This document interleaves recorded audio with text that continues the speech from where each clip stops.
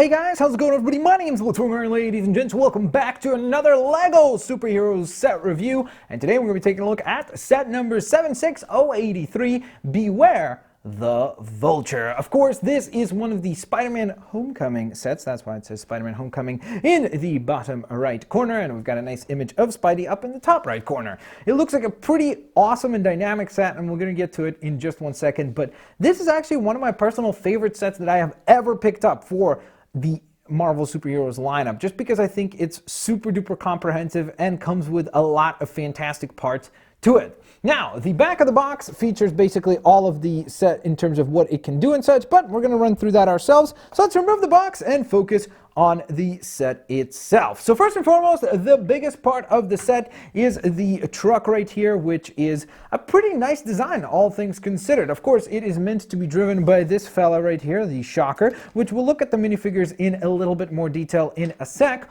but the truck itself is actually quite a nice build. It's actually somewhat surprising that it comes together as well as it does, because when I saw the piece count and then when I saw that the wings were probably going to take up a lot of the set, I thought to myself, like, well, just how good could the truck itself turn out?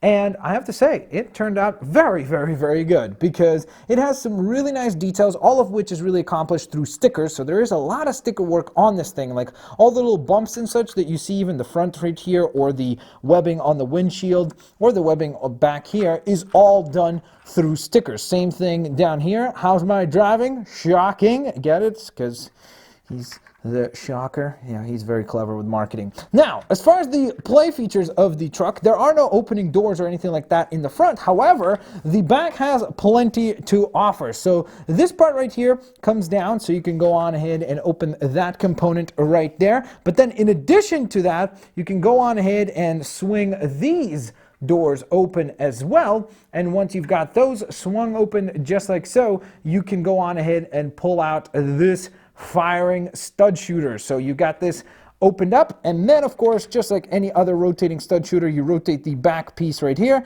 and that sends the studs flying just like so. You do get a few spares, so of course if you run out of any as they go flying everywhere, you will be just fine, because you can always resupply them, which is, again, very, very cool. I really like the entire mechanism here. It's very simple, but it works, and it's very, very, very effective. So it's quite well done for sure. Now, in addition to the, of course, opening component for the Gatling stud shooter here, we can go on ahead and also see that there are two crates in here, both of which have the DODC item number AS Amazing Spider-Man 46. Is that the first appearance of Shocker maybe, or something like that? Or Vulture? It wouldn't be surprising, so that'd be kind of cool actually if that was the case. And then you have AS02, so maybe this is Shocker, like Amazing Spider-Man number 2 and an Amazing Spider-Man number 46, the appearance of Shocker. That would be really cool little Easter eggs there.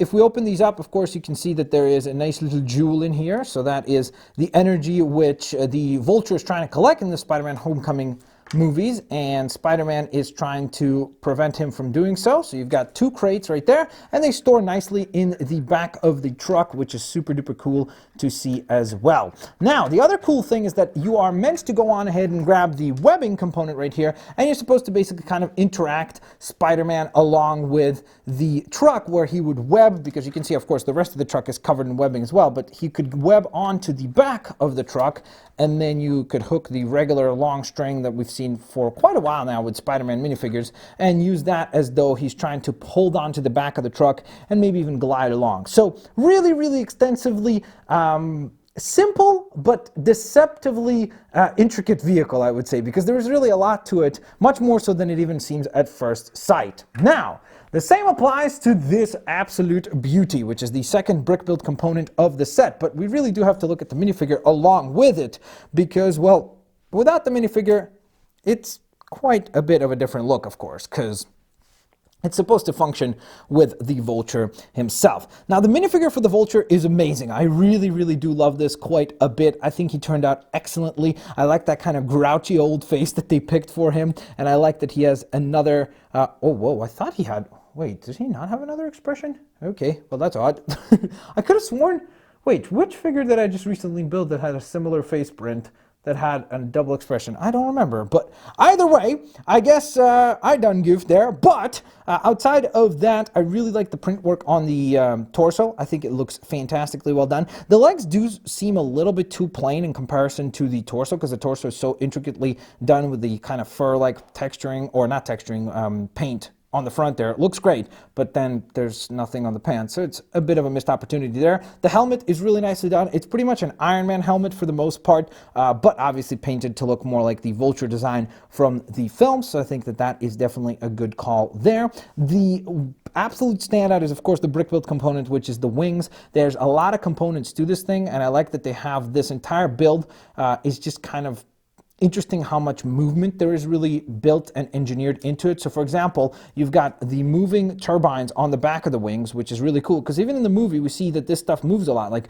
when he's hovering, it would make sense that maybe they would turn sideways, so they're powering him up like this to hover. So it's really cool that they actually did build that into the design. And of course, if you want, you could just go on ahead and raise them completely to give yourself a completely different profile. The wings back here, the actual tips, I guess the feathers on the wings, move around, so you can get a different look just by folding them all up like that, and then you get a completely different silhouette for your character. And then in addition to all of that, the wings actually right where they connect also move, so you can bring them in closer like so, or bring them all the way back like so. So you can display the character in so many different ways, which is just so very, very, very surprising and super duper cool. You do have two stud shooters on the sides right here, and if you want, you could actually just pull those off and let Vulture hold on to them, so you could kind of use that as a mobile weapon as well. It's not supposed to always just be stuck onto the actual glider, but it's certainly nice to have the play feature to be able to go either way, so I think that that is quite cool. And then the absolute favorite part of this build of mine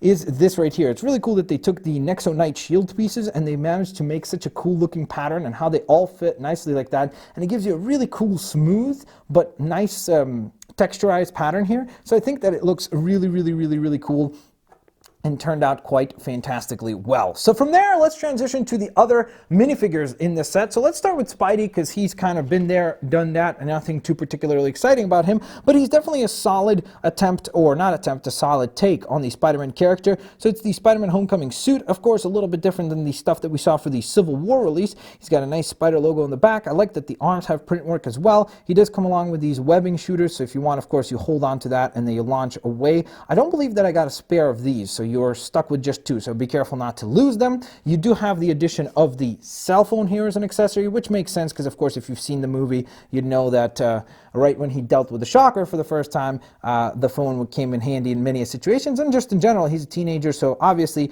a phone is basically his best friend. And then in addition to Spidey, we have Iron Man right here, who has a really cool boost piece right here, so it looks cool to emulate the idea of him flying around.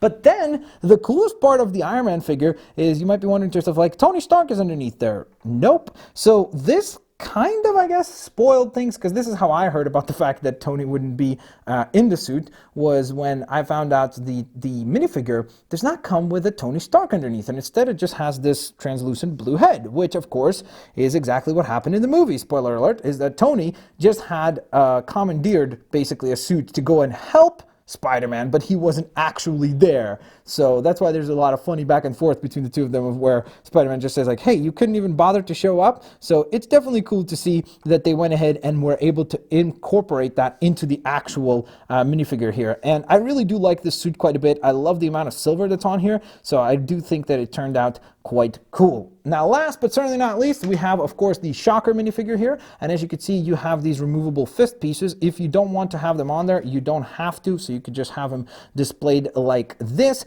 And of course, it's a pretty decent design. I do wish that, again, they would have tried to make it a bit more like the comic book suit, because even if we look at the Vulture, whom we looked at before, of course, but we could take a quick peek at him again, you'll see that just the helmet and everything kind of makes him look a little bit more comic booky, whereas with Shocker, the only real comic book element that we have is the checkered pattern on his shirt, and I wish they would have had something a bit more to really make him stand out and look more like Shocker does in the comics. So this is not really a knock on this particular minifigure, it's more so a knock on the costume design for Spider-Man Homecoming, and more specifically for the Shocker in that particular universe. So with that all being said, ladies and gents, there you have it. That concludes the review for the Spider-Man Homecoming Beware the Vulture Lego Marvel Superhero set. I hope you guys enjoyed today's review. Of course, if you did, please don't forget to hit that like button. That is always very, very, very highly appreciated. And like always, I do certainly hope to catch each and every single one of you guys here for the next Lego review on the channel, which will most likely be a DC superhero set, because a lot of you have been wanting to see some more of those.